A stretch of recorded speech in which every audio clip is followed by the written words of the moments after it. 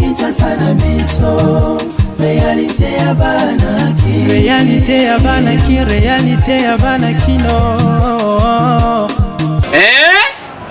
Buyukite bukuyoka kaka Kinshasa na biso kin eleki partout KNB Kinshasa na biso kin eleki partout Kinshasa eleki partout mikolo neza bino pardon Jima sala yolo karatakate ya on a bien yo Jima mukende umela KNB kin eleki partout rien à dire toi na terre envié parce que kin eleki partout et losako liboso ambongo mosanto azate Céline Don Kardasha isongolo bisous bye bana kin ke bana jako zape so kuta nango KNB Telema qui chasse l'équipe partout Jimmy Mukendi umela KNB ko zape te so kuta nango check mokolo malamu na balandi nyonso ya magazine Kinshasa na biso KNB tozana esengo ya kokutana na bino lisusu.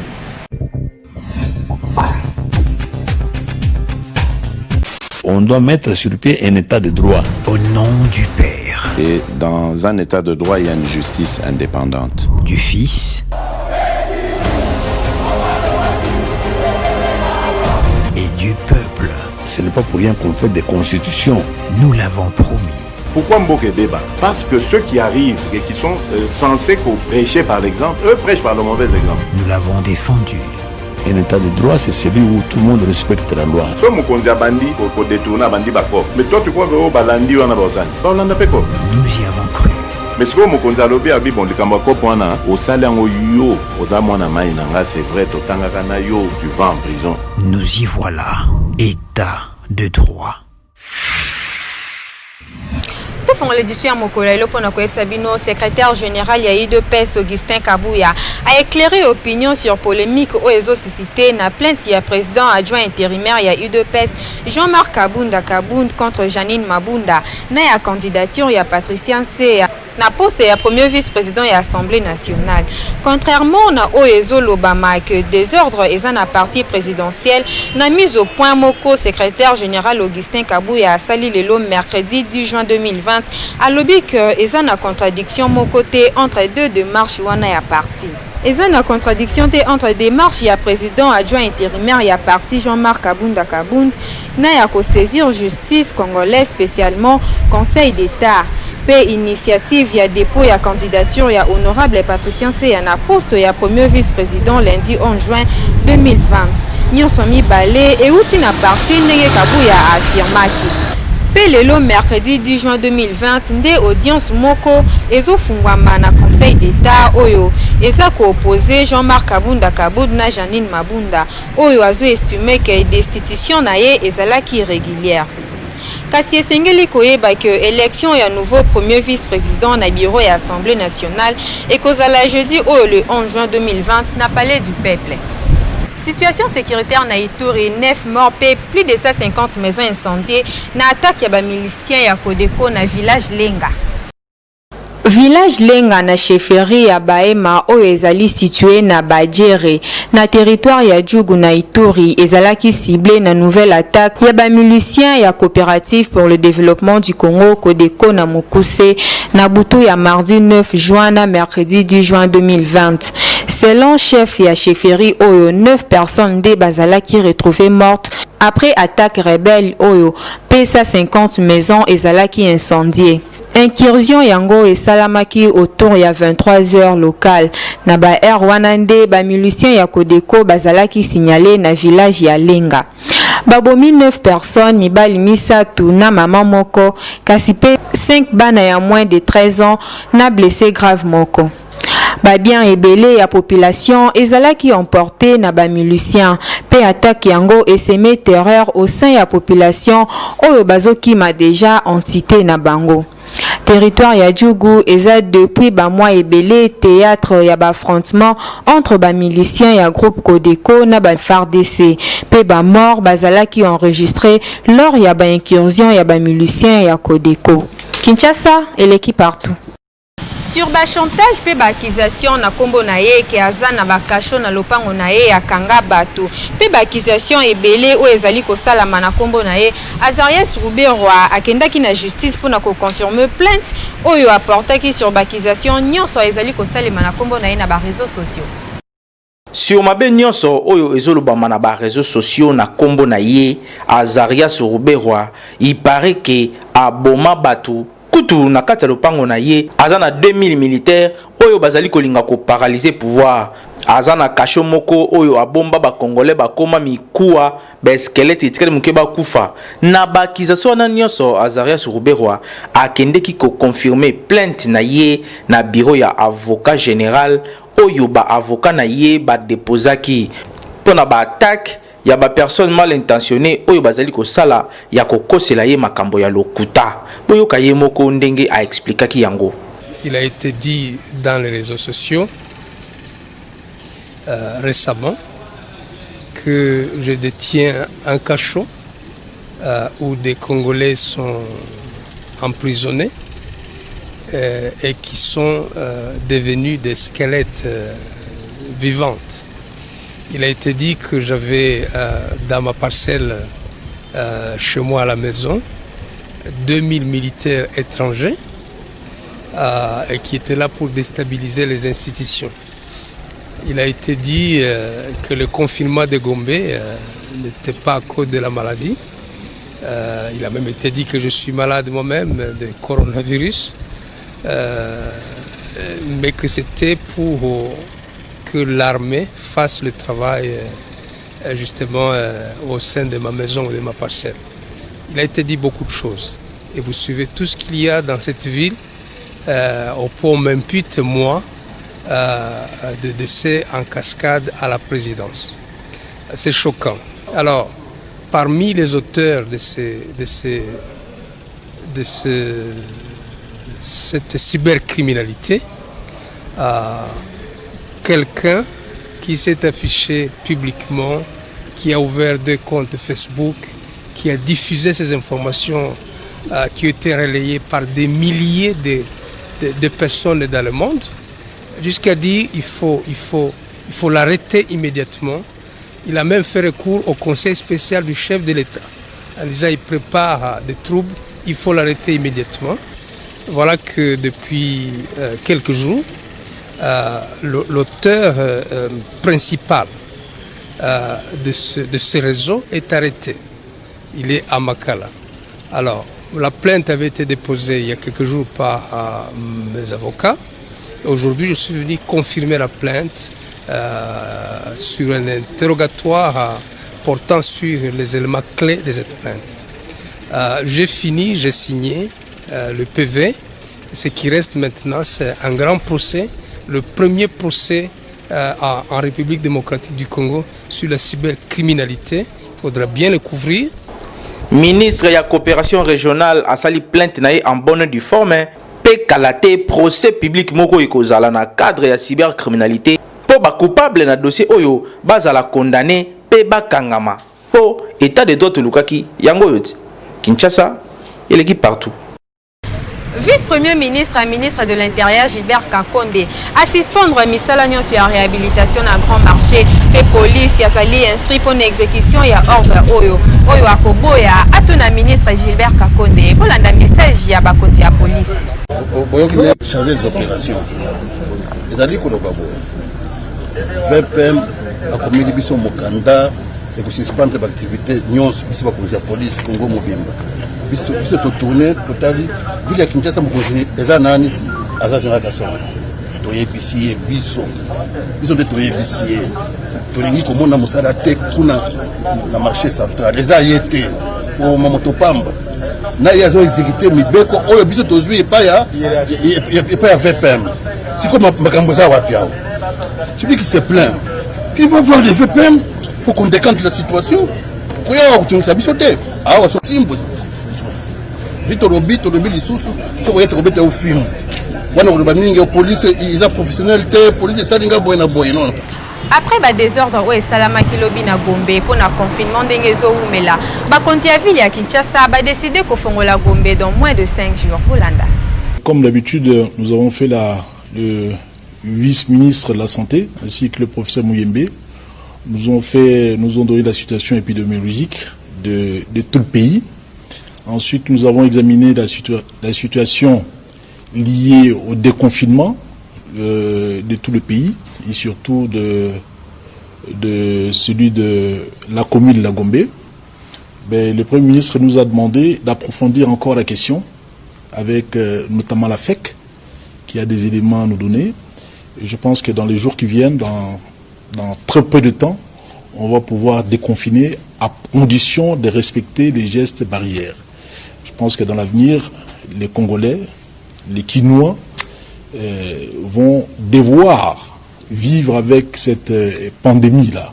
Condition de garder les masques, de porter obligatoirement leurs masques, de laver régulièrement le main, de respecter la distanciation sociale, ainsi de suite. Tous les gestes, toutes les mesures édictées par les chefs d'État restent donc d'application, ainsi que toutes les autres mesures aussi édictées par moi-même, ainsi que le Premier ministre.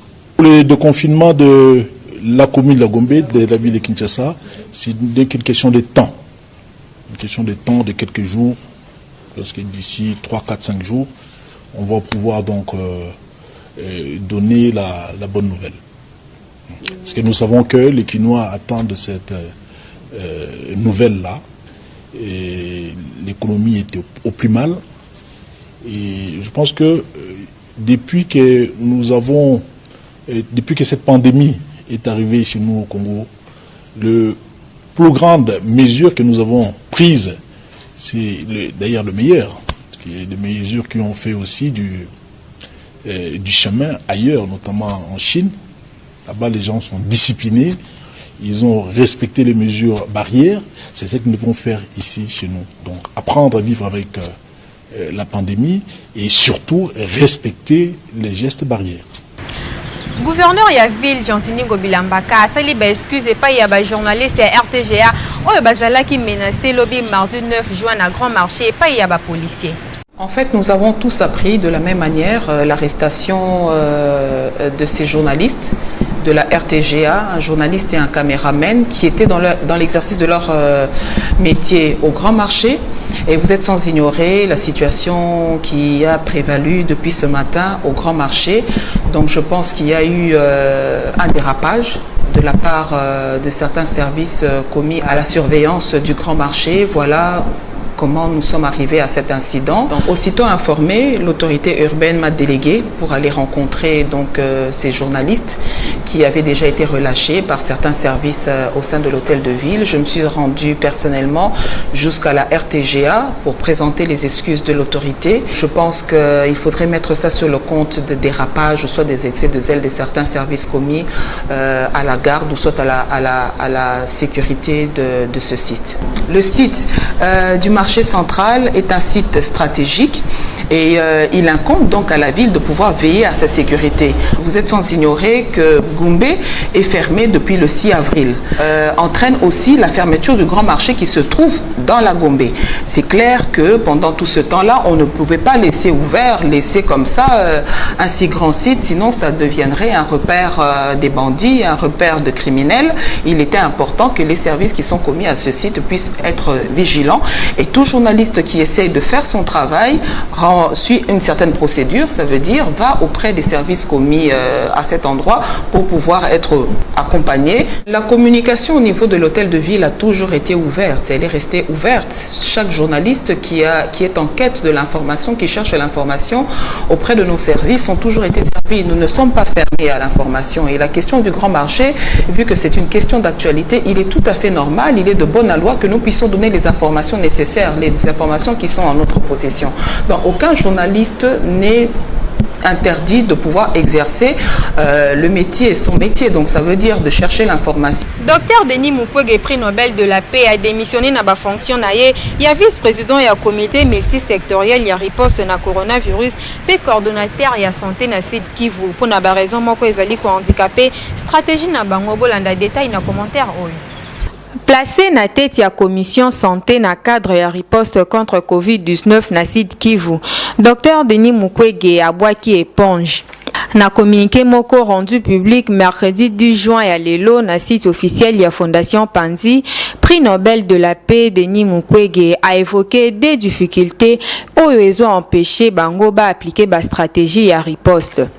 À savoir impossibilité ya kozala na ba équipement pour na confirmer diagnostic localement ya Covid-19.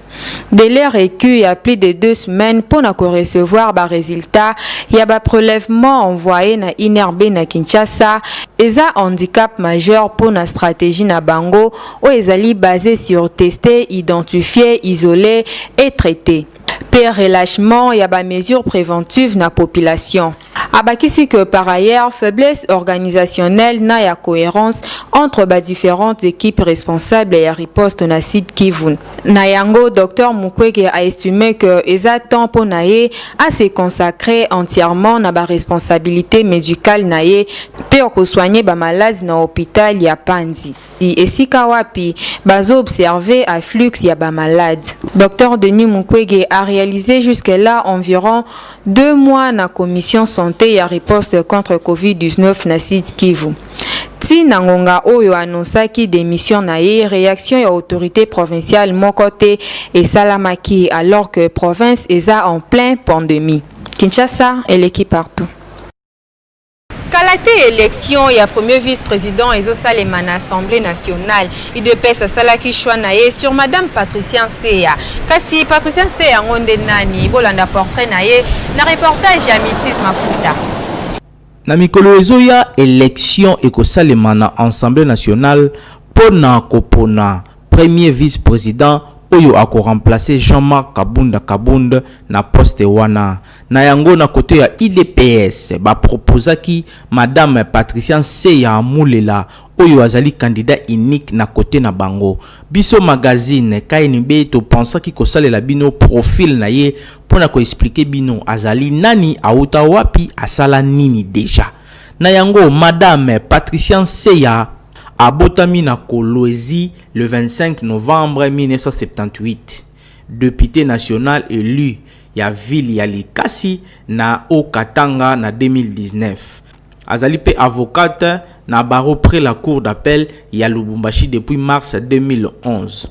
Directeur exécutif ya clinique femmes et jeunes pour la bonne gouvernance. Secrétaire général de Women Academy for Africa pour l'Afrique centrale depuis juin 2013. Assista bongo na table ronde na Kinshasa avec Madame Jill Biden, seconde dame ya USA na juillet 2014. Azalaki mandataire ya candidat président Etienne Tshisekedi na CENI lors ya élection présidentielle ya 2011. Capacité nini azali na yango? Planification stratégique, organisation, gestion du changement, persuasion, rédaction et communication, a participé à plusieurs conférences pe ba atelier na niveau national pe international. Côté ba formation oyo asala et sengeli koyebake azala ki na programme international de formation d'évaluation pe ya développement ENAP na Québec na Canada ko banda le 8 juillet 2019 ti le 19 juillet 2019. Azala ki pe na programme international cours organisation du travail parlementaire na ENA kobanda le 25 mars ti le 18 avril 2019. Na ba stage azala ki stage na tribunal de paix ya Likasi kobanda na mars ti na avril 2014. Azala pe stage na Ofida New Songère ya Lubumbashi kobanda na janvier ti février 2008. Stage na cabinet d'avocat maître Patrick Kimwimba et Benjamin Kimouni na Lubumbashi kobana na octobre 2018 tina octobre 2010. Emploi temporaire na SNEL TRS ya Likasi na Katanga na service ya approvisionnement kobana na septembre 1999 kino na mars 2001. Azali licencié na droit économique et social na université ya Lubumbashi kobana na octobre 2001 kino na juillet 2008. Asalaki ba cycles humanité na ye na institut histoire GSM na Likasi kobana na septembre 91 kino na juillet 1999. Azali diplômé d'état en sciences économiques et administratives.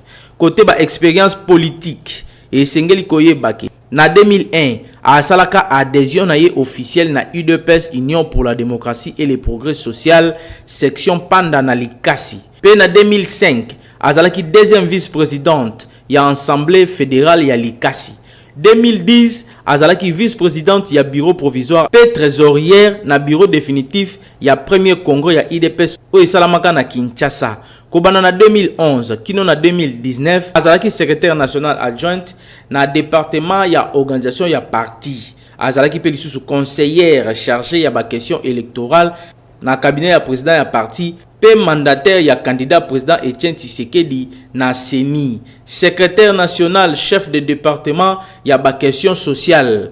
2019 député national élu ya Likasi na Okatanga. Tokanisaki profil oyo ezali ko convaincre pe lobby akofandisa masolo na bureau ya Assemblée nationale pe makambo nyonso ekokende kitoko. Tokanisaki bako pouve biso ete basi pe batongaka mboka. Kinshasa et l'équipe partout.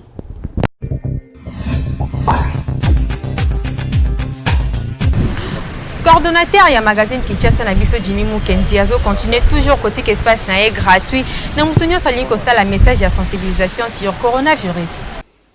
Bandeko nanga ya Kinshasa, bandeko nanga ya République démocratique du Congo, boyebi que l'heure est grave, mboka na biso ezali na souci, tozali na problème o ekweli biso à travers le monde entier. Likambo oyo ya coronavirus. Ndeko congolais respecter ba consigne nyonso epesami na bakondi. Ba consigne ya hygiène esengeli toye ba ndenge nini toko repousser yango parce que ezali ko sala déjà ba mort, bozali koyoka o ezali koleka na Italie. Yango na biso en tant que ba leader d'opinion, biso en tant que ba serviteur na bino o to servera bino à travers ba média na casquette nanga ya coordonnateur ya magazine Kinshasa na biso na ko annoncer bino boye bato nyonso topé ba autorité nyonso oyo bazali na message lié na coronavirus pour la sensibilisation, c'est-à-dire bozala une association, bozala structure, bozala individu, message na yo oyo ezali ko kende na sens ya ko sensibiliser bandeko na sens ya ko appuyer riposte oyo tozali ko sala awa na magazine bino KNB ekoleka gratuitement. KNB magazine bino Kinshasa na biso eko continuer ko servir bino ndenge elongo bani boyebi ke bolandaka biso chaque jour à partir de 18h30 na Show TV, à partir de 19h30 à PIC TV et puis à partir de 20h30 na Baraka TV. En rediffusion toyaka à partir de 10h30 na Baraka, à partir il y a 11h30 na Show TV et à partir il y a 14h na PIC. Donc message joana topé ba encouragement au boko ko encourager bandeko par rapport ya tant autres vous allez ko passer boko ko tinde la biso yango à travers numéro o eza affiché na ba écran na bino du micro ya KNB WhatsApp na biso ko za la polele pona ko yamba ba message na bino sinon ceux qui bomoni que nécessité ezali que ba équipe na biso o ezali à travers Kinshasa Mobimba et yakuna tokoya kozwa ba image wana nyonso boko sala topé ba message boko sala pona coronavirus pona lutte to pona ko informer bandeko to lekisa yango gratuitement to respecter ba consigne ba kondi et puis biso nyonso to longa coronavirus. Évolution ya coronavirus na RDC cumule les à 4390 cas. Bolanda plus de détails na commentaire ya Nathan Siata. Depuis le début de l'épidémie, où ils ont déclaré le 10 mars 2020 dans Mboka na biso, total y a cas confirmé na coronavirus na République démocratique du Congo et commis na 4390. Total y a décès et commis na 96 personnes. 565 personnes basali guéries. 388 cas suspects détectés après investigation. Donc, journée à lobby 131 nouveaux candidats ezalaki confirmés, dont 116 ezali à ville à Kinshasa, 9 ezali à Congo central, 5 ezali à Sud Kivu, pe moko ezali à Haut-Katanga. 392 échantillons ezalaki testés, 26 nouvelles personnes nde babiki pona mokolo ya lobby, 6 personnes nde bakufi rien que pona mokolo ya lobby. P 2781 patients oyo bazali ko répondre kitoko pe bazali en bonne évolution na traitement na bango. Tozali na 11 provinces oyo ezali touché depuis début ya pandémie oyo na mboka na biso.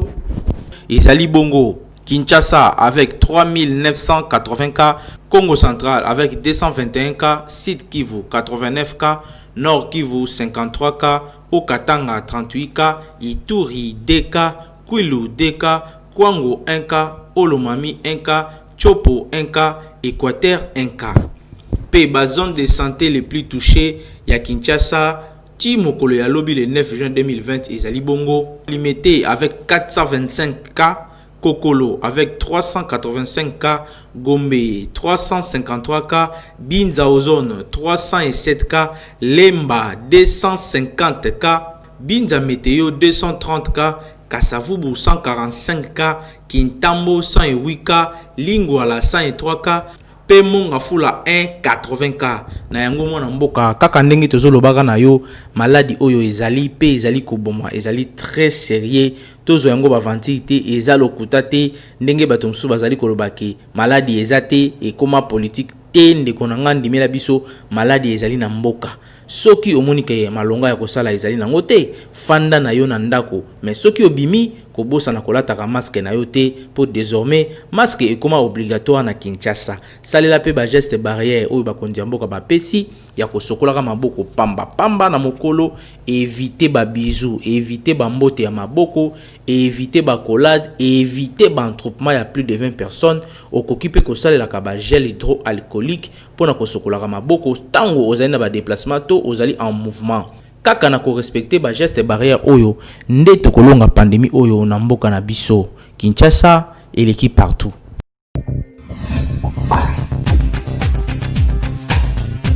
Na cadre ya kosunga peuple congolais Beltesco ayena miliki na yasika ki rigole wezote kama partout na ville ya Kinshasa. Lelo na Kinshasa miliki elongwa likambo ya bariche po e koma nango na pri ya mukie po na mutu nyonso ndenge akokeli grâce ya Beltesco alongola yango luxe na RDC. Na cadre ya kosunga congolais amela miliki ya qualité amemeli bino le en poudre instantanée Kerigold eye po na mutu nyonso okomela na ti café, mai ya moto, mai ya lobo, tope okoki kolia yango kaka ya pamba, eza na goût moko ya kosakana te. Kerigold, l'œuf végétal plein de vitamines A et D, protéines pe calcium. Ezo sunga bana bakola kitoko, pe mikolo ba savourer miliki kitoko ya mabele ya ngombe. Miliki oyo ezali koteka ma partout. Komela Kerigold full crème, ezali kotonga nzoto na yo 2 fois. Monto amera Kerigold abelaka pa mapamba te, ba maman baza na bana, ba maman baza na bazemi, ba maman baza na ba fatigue ebele. Omela mingi Kerigold ezali ko bakisa susu ba protéines, ba calcium, ba vitamine ebele na kati ya nzoto. Le en poudre instantanée Kerigold, miliki ya solo ya ngombe, sans complexe na Kinshasa na mbongo nyoso ozanango, okomela miliki na yo sans problème, grâce ya Beltesco, mosungi ya mboka.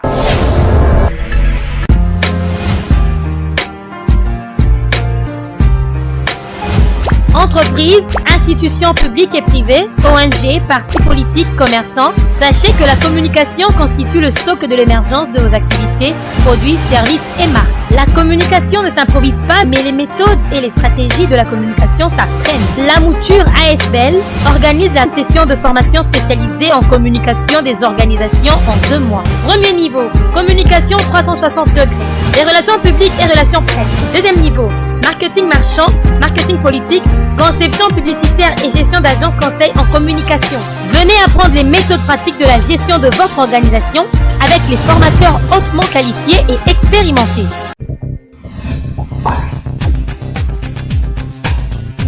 Motuna etunami na ba parents pour pesa bwana na yo cadeau il faut zela kaka fête Reportage à Hervé Zakano, Norine Kinwani. Na mabota ebele ba parents bayebaka ndenge nini ya koflate bana na bango. Soki abimi okomona na retour na ye, il faut amemela bana moi quelque chose. Moi cadeau kasi kote mususu ba parents kutu babosana ata ndenge bapesaka bana cadeau. Ata biskuit ya pamba ekoma pasi kasi totuni na ba parents po opesa mwana na yo cadeau, il faut ezala kaka jour ya anniversaire na ye. Kopesa mwana cadeau esengaka jour anniversaire te. Kopesa mwana cadeau ezo dépendre na para ye moko na nenga moneli ke na sepelisa mwana ngai. Na ko sepelisa mwana na tanyonso na ko sepela kopesa mwana cadeau. Ezaka te fona zelaka jour anniversaire na pesa mwana. Bon, eza pe mabete eza selo bozwi ya para nenga moneli faso azwileli mais kopesa mwana cadeau na ko yebisa te na ba para na ba zelaka kaka ba jour anniversaire na bango. Tanyonso ya moni asepeli kopesa mwana cadeau. Akoki kopesa mwana cadeau ninga sepeli kopesa mwana cadeau na wa anniversaire na ete na kozala ata na mwana na ngata na mwasi nanga ki na sepeli ka ki na monika ki ndenge na sakana bana nga ezaka te na za anniversaire na ino même mwasi même mwana opesa cadeau na momo kobima pe nzela moko boye salike sepeli futi ope bien ate mwasi nanga soti mwana nanga na sombele bo na ndezi sombela bana ba jouer o sombele jouer ka jour anniversaire te pona parent pesa mwana cadeau ezaka pona jour anniversaire te comme exemple na koko pesa les son mwana atanga supposons que aza na 6e des humanités azu diplôme moi si azo bala ko pe ko pesa cadeau pour encourager au féliciter. Comme console na ko pesa na ba parents ba pesa ka bana ba cadeau na jour anniversaire donc eza bien te moi na sora selo déjà bo l'enfant ko pesa cadeau soko a réussir en école ko pesa cadeau soki a bal il faut ko pesa cadeau soko a selo acte moko est bien faut ko pesa cadeau eza ka ti na jour anniversaire ndo pesa cadeau non bon te eza ki kota pe moi na conduite ça nango. Côté moi on est à soi tindi à tout moment za ponctuel na que moi na ko ça moi surprise à cadeau qui ko pesa pour encourager ce moi par rapport makamo au sala eti ka jour anniversaire ko pesa moi no cadeau bon ote bolandi ndenge ba parents ba pesi ba différents points de vue na bango kopesa mwana cadeau eza kaka kozela jour ya anniversaire na été cadeau eza kaka eloko ya cherté parents ata eloko ya 500 to 100 francs eza kaka cadeau koluka ya $10 to $5 te. Ba parents boye baka ko salaka bana na bino ba surprise et salaka bien makasi Kinshasa et l'équipe partout. Merci Nabino Bozalaki tellement ébélé pour na kolanda magazine Nabino tokomi na suka édition mokolo lelo soki bosepela ki na yango tika topesa merci l'équipe rédactionnelle Mba ya KNB Hervé Zakadou le pour moi azaki sima ya caméra Nathan Siata na réalisation pe na coordination et Jimmy Mukendi Kasbo sans la rater ko s'abonner massivement na chaîne YouTube Kinshasa na biso Kinshasa yo et l'équipe partout.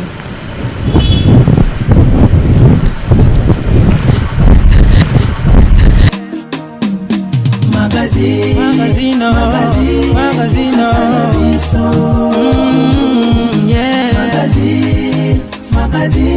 Kinshasa na biso réalité ya bana ki réalité ya bana kino